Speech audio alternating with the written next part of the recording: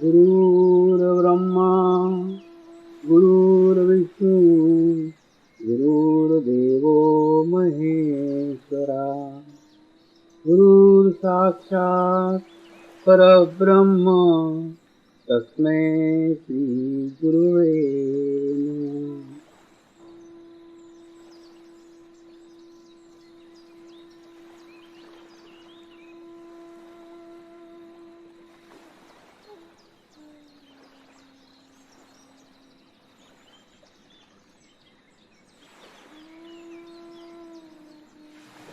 मेरे साथ ध्यान की शुरुआत करेंगे।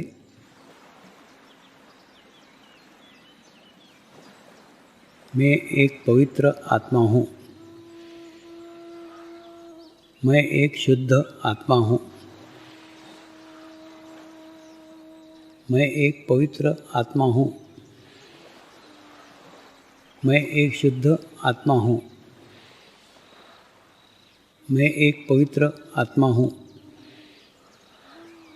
मैं एक शुद्ध आत्मा हूँ। गुरु मंत्र का उच्चारण करेंगे। ओम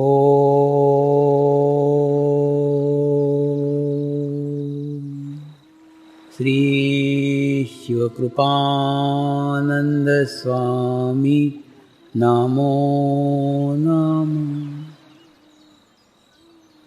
ओम श्री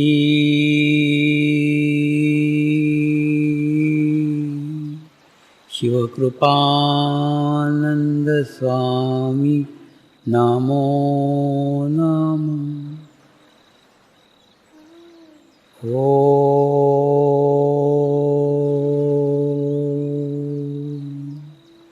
श्री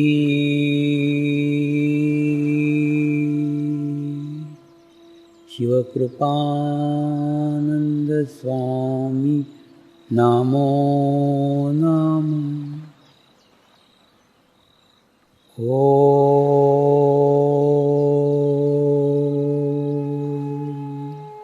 श्री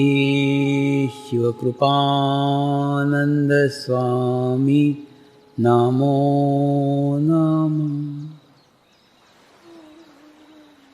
ओम श्री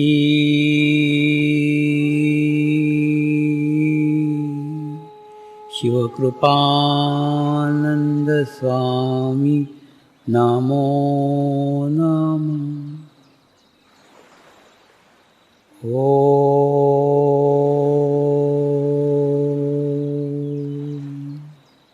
श्री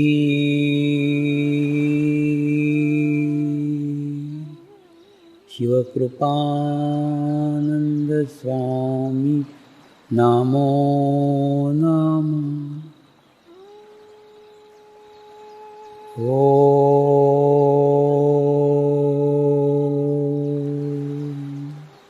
श्री शिवकृपानंद स्वामी नमो नमः। ओम श्री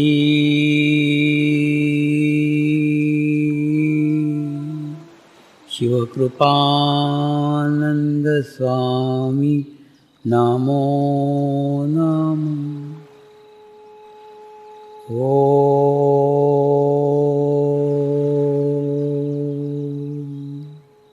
श्री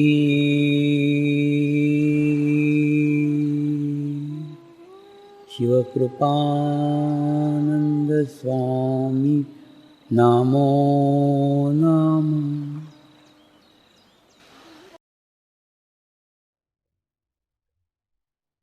आज समाज को, आज के युवा पीढ़ी को जितनी ध्यान की आवश्यकता है उतनी आज के पहले कभी नहीं थी, क्योंकि चित्त को नष्ट करने के साधन जितने आज प्रभावशाली हैं उतने पहले कभी प्रभावशाली नहीं थे।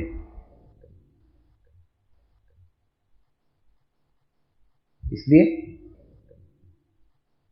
इस सामूहिक नकारात्मक शक्तियों के प्रभाव से बचने के लिए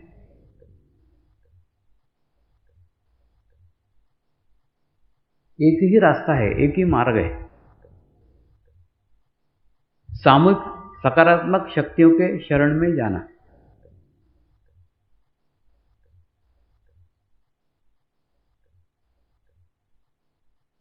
सामूहिक सकारात्मक शक्तियों से मेरा आशय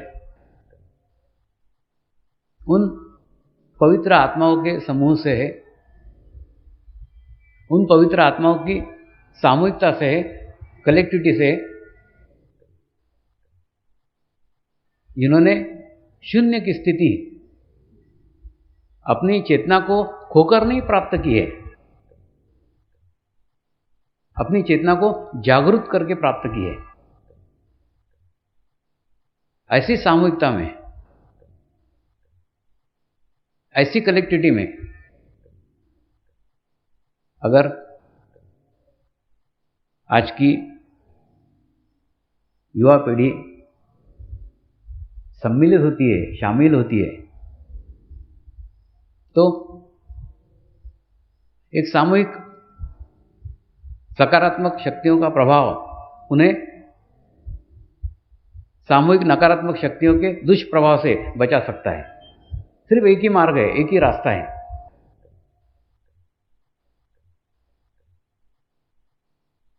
और आपको पता हो या नहीं पता हो, लेकिन आज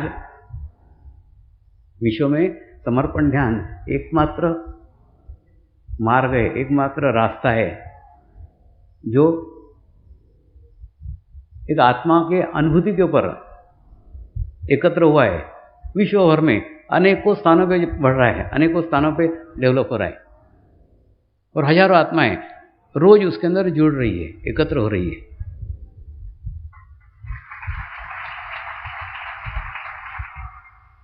विश्व का एकमात्र संगठन है वो भारत जैसे देश में, भारत जैसे धार्मिक देश में किसी भी धर्म का सहारा लिए बिना सबके लिए दरवाजे खोल करके बैठा हुआ है। कोई भी उसमें आ सकता है। तो ऐसे आत्माओं का समूह, ऐसा आत्माओं का एक विशाल संगठन आज एक नए परिवेश में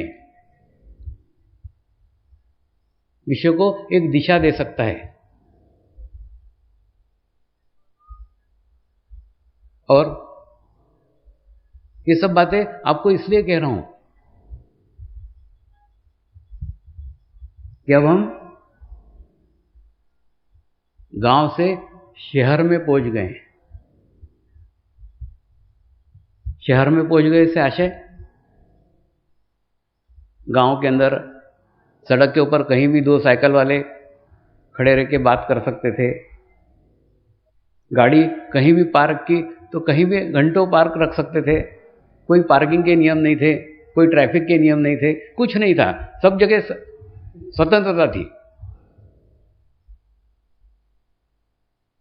तो ऐसी गांव जैसी स्वतंत्रता शहर में आने के बाद में नहीं मिलती है। ट्रैफिक के नियम रहते हैं, ट्रैफिक के कायदे रहते हैं। उन नियमों के तहत अपने को चलना पड़ता है। अगर चले तो ठीक है, नहीं तो भटकने का अवसर बहुत प्राप्त हो सकता है।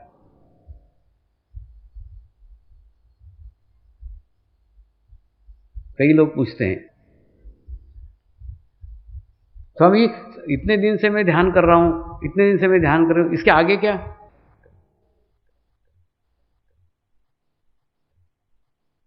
आगे कुछ नहीं है, साथ में रहना ही बस आगे है। बाकी आगे तो खुद ब खुद चला जाएगा।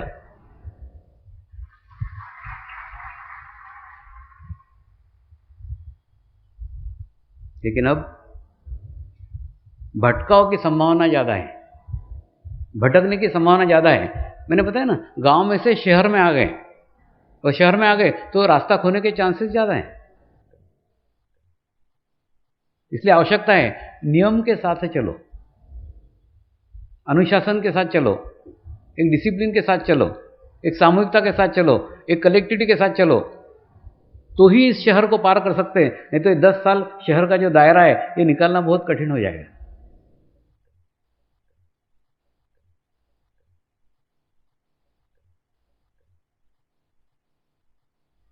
समर्पण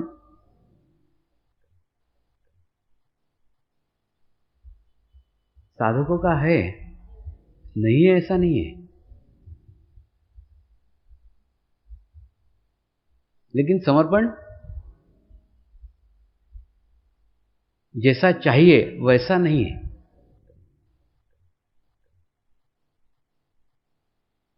कैसा है और कैसा चाहिए, इसको मैं एक सुंदर उदाहरण से समझाने का कोशिश करता हूं।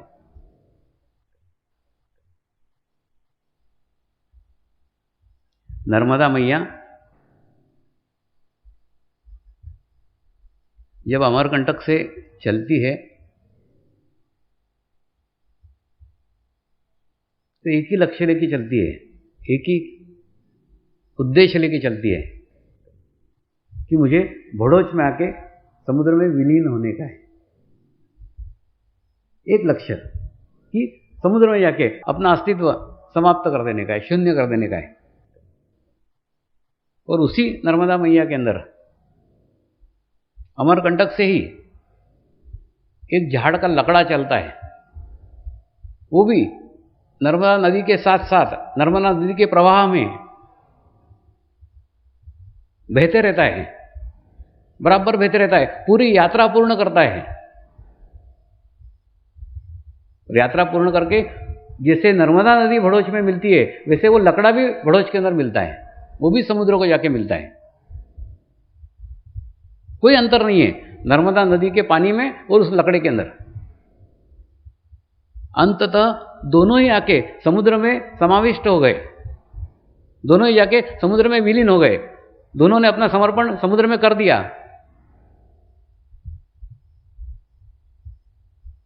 लेकिन अंतर है, लकड़े में और पानी में अंतर है। अंतर यह है कि पानी अपना अस्तित्व अलग नहीं रखता।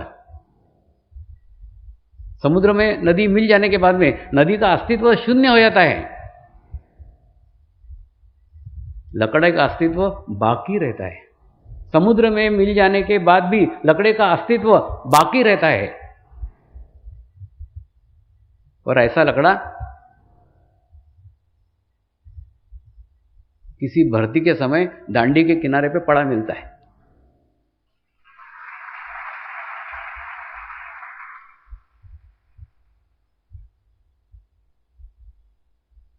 यानी समर्पण तो नदी का भी हुआ, समर्पण तो उस लकड़े का भी हुआ, दोनों अंततः विलीन हो गए, समुद्र में विलीन हो गए, लेकिन विलीन होकर भी अपना अस्तित्व अलग रखा है, अपनी आइडेंटिटी अलग रखी है, अपना मैं अलग रखा है, अपना अहंकार अलग रखा है। ये मैं आपको समुद्र से किसी भी दिन बाहर फेंक सकता है उस लकड़े के समान।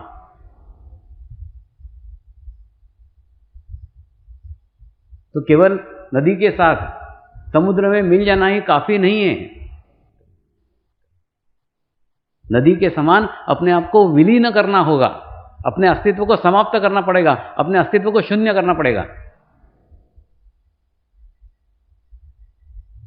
हो गया, बहुत बड़ी सामूहिकता हो गई, बहुत बड़ी कलेक्टिविटी हो गई, बहुत बड़ा शिविर हो गए, सब बड़ा बड़ा हो गया।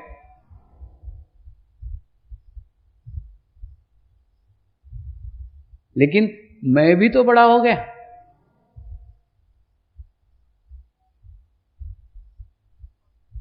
अभी भी अलग अस्तित्व है, अलग आइडेंटिटी है, अलग मैं है।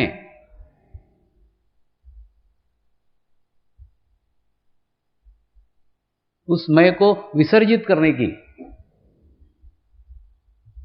बहुत आवश्यकता है।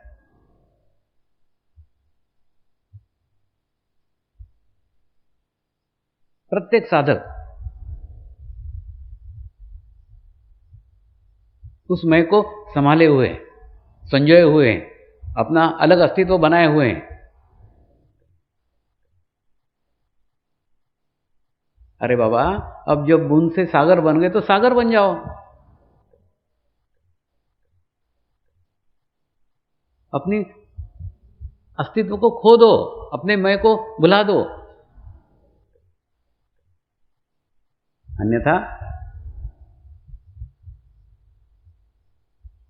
ये आपका ही मैं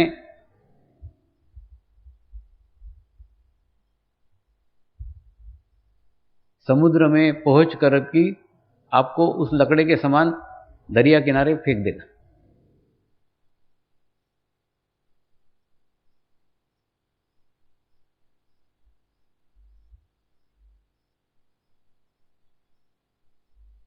कई साधक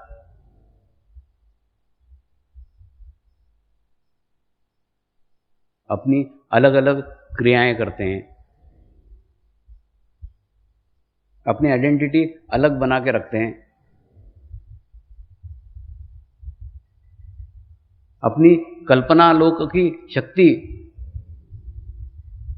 व्यतीत करते रहते हैं।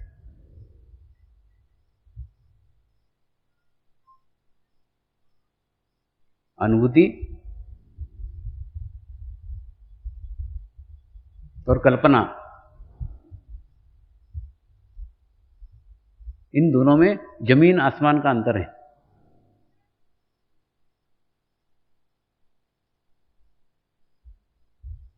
अनुभूति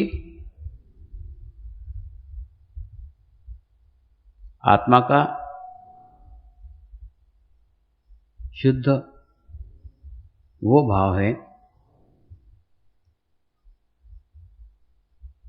जो परमात्मा से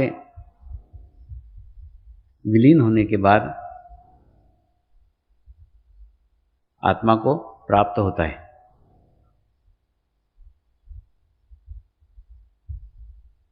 और कल्पना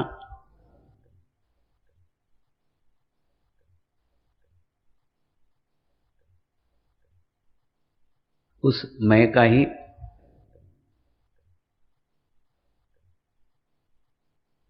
उस अहंकार का ही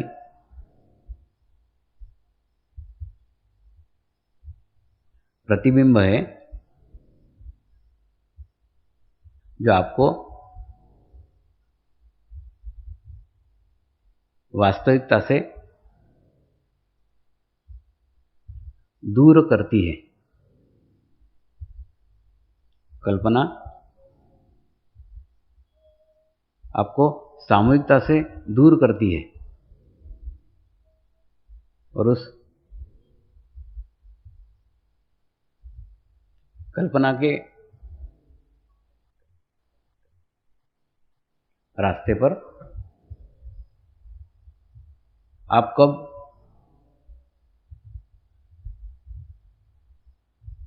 अपना रास्ता भटक जाते हो, इसका पता आपको स्वयं को भी नहीं चलता। आपके भीतर की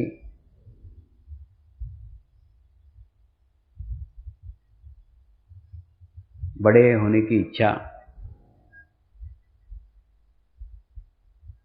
आपके भीतर की कुछ विशेष करने की इच्छा, आपके अंदर की कुछ अलग करने की इच्छा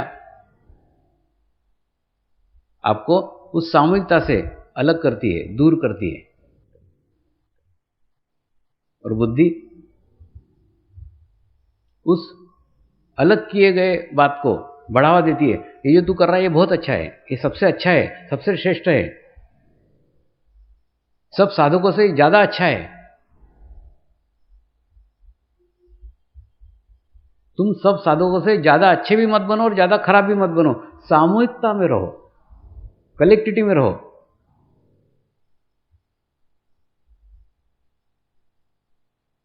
ज्यादा अच्छे हो गए तो भी आगे निकल जाओगे, खराब हो गए तो पीछे रह जाओगे। तो दोनों ही परिस्थितियों में, दोनों ही स्थितियों में सामूहिकता तो नहीं मिली।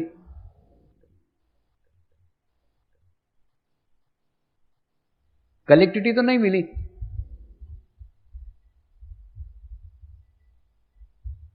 तो कुछ अलग करने का कोशिश मत करो, अलग करने का प्रयास मत करो।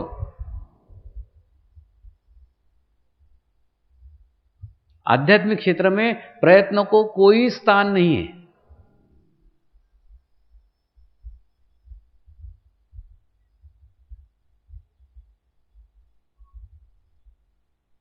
इसलिए स्थान नहीं है क्योंकि जितने प्रयत्न किए जाते हैं जितने भी प्रयास किए जाते हैं, प्रयत्न सदैव शरीर से किया जाता है। और आध्यात्मिक प्रगति आत्मा का शुद्ध भाव है।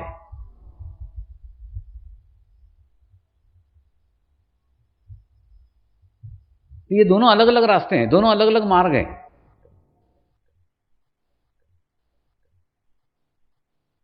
प्रयत्न से मेरे को भी नहीं मिला है, तो प्रयत्न से आपको कहां मिलेगा? ये रास्ता ही अलग है, ये मार्ग ही अलग है।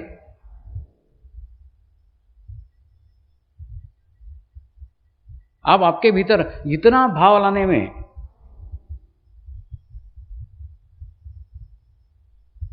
सफल होंगे, उतना ही आपका स्वयं का मैं गिरता चला जाएगा।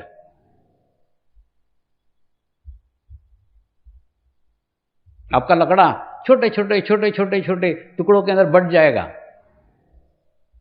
इतने छोटे टुकड़ों में बंट जाएगा जो पानी से अलग ही नहीं किए जा सकते, पूर्ण मर्ज हो जाएगा।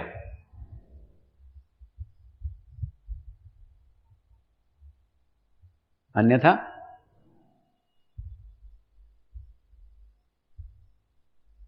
नकारात्मक शक्तियां आपको अपना माध्यम बना सकती।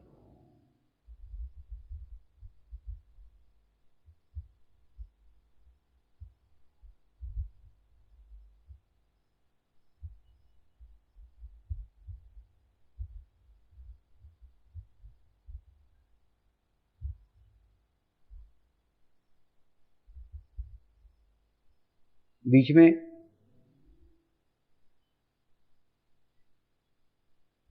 खूब शुरू हुआ था, मेरे अंदर बाबा स्वामी आ गए, मेरे अंदर बाबा स्वामी आ गए, मेरे अंदर बाबा स्वामी आ गए।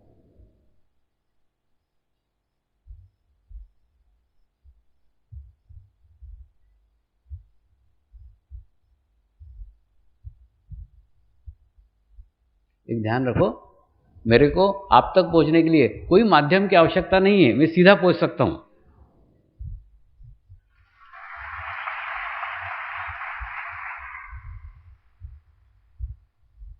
और ये बाबा स्वामी वाला प्रकार भी नकारात्मक शक्तियों का द्योतक है।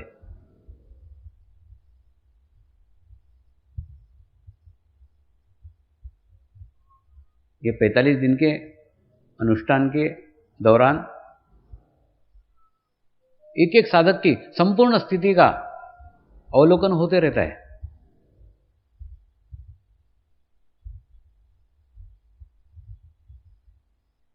और उसके अंदर कुछ समर्पित साधकों ने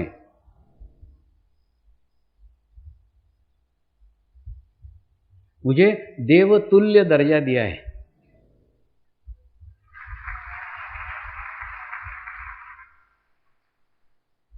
इसकी जानकारी आपको नहीं है, लेकिन नकारात्मक शक्तियों को है।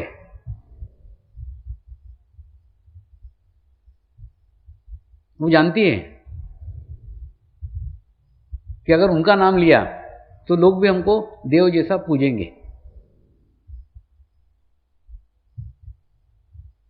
सदैव याद रखो, बुरी शक्तियां भी बुरा रूप लेके कभी नहीं आएगी। उसका पैकिंग हर दफे सुनहरा रहेगा, सुंदर रहेगा, अच्छा रहेगा, तभी तो आप आकर्षित होंगे। रावण भी राक्षस बनकर के आया क्या? नहीं आया। रावण भी साधु का वेश लेके आया।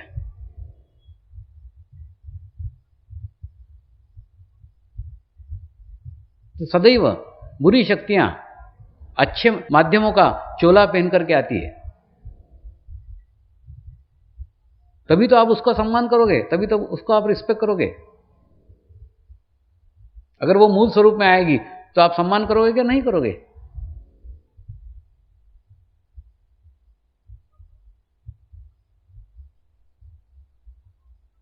इसलिए आज स्पष्ट बताता हूं, मेरे जीवन काल में नहीं, मेरे जीवन काल के बाद भी कोई बाबा स्वामी नहीं आने वाला है।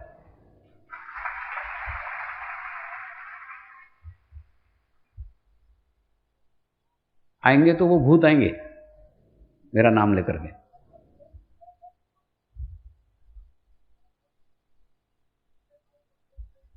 अरे बाबा, थोड़ा सा एक इसका रहस्य समझो ना। 800 सालों से सदैव प्रयत्न चल रहा था, एक गुरु से एक शिष्य तक, एक शिष्य से एक शिष्य तक, एक शिष्य से एक शिष्य तक परंपरा चली आ रही थी। और सबका उद्देश्य क्या था? एक ही उद्देश्य था, इसको सार्वजनिक किया जाए, इसको सामूहिकता में बांटा जाए, इसको कलेक्टिविटी में बांटा जाए, इसका विकेंद्रीकरण किया जाए, इसको प्रत्येक मनुष्य मात्र तक पहुंचाया जाए।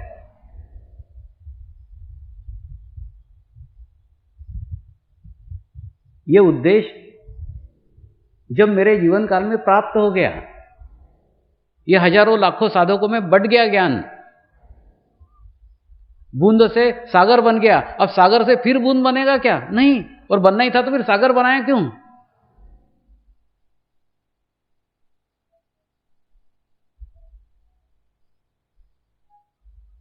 मेरे जीवन का लक्ष्य पूर्ण हो गया है। उन गुरुओं के प्रसाद को एक एक में बांटना जो लक्ष्य था, पूर्ण हो गया है। लाखों लोगों में वो बढ़ गया है, लाखों साधकों में बढ़ गया है। और बढ़ने के बाद में फिर उसकी रिवर्स एंट्री नहीं होगी, फिर कोई एक व्यक्ति निर्माण होगा, ऐसा कभी नहीं होगा, क्योंकि शक्तियों का विकेंद्रीकरण हो गया है। और विकेंद्रीकरण करना ही गुरुओं की इच्छा थी। अरे बाबा, प्रसाद बांटने के बाद में कभी उसको इकट्ठा करते हो क्या? बस वैसा ही है।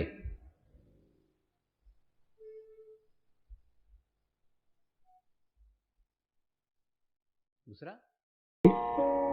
हे परमात्मा, हम सभी पवित्र आत्माएं आपको हृदय से प्रार्थना करते हैं कि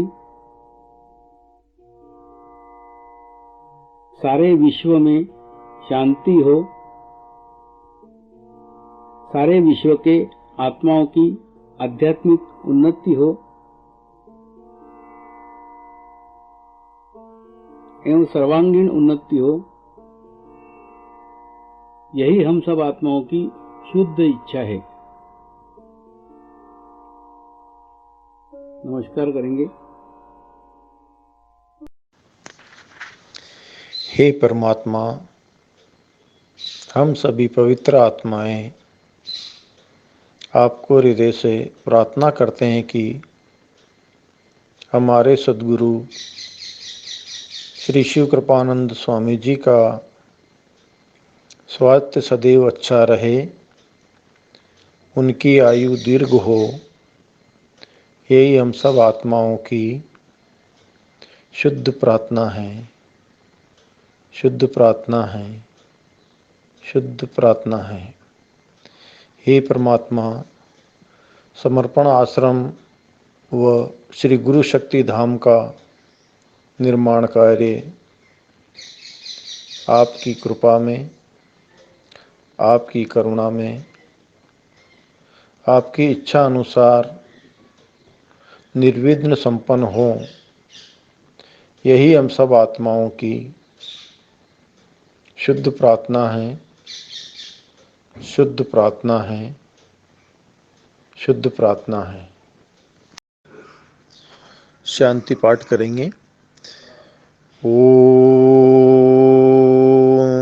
ध्यो शांति अंतरिक्ष गुम शांति पृथ्वी शांति रापः शांति औषधयः शांति वनस्पतयः शांति विश्वे देवाः शांति ब्रह्म शांति सर्वगं शांति शांति एव शांति सामा शांति एधि ओम शांति शांति शांति सर्व इष्ट सुशांति भवतु।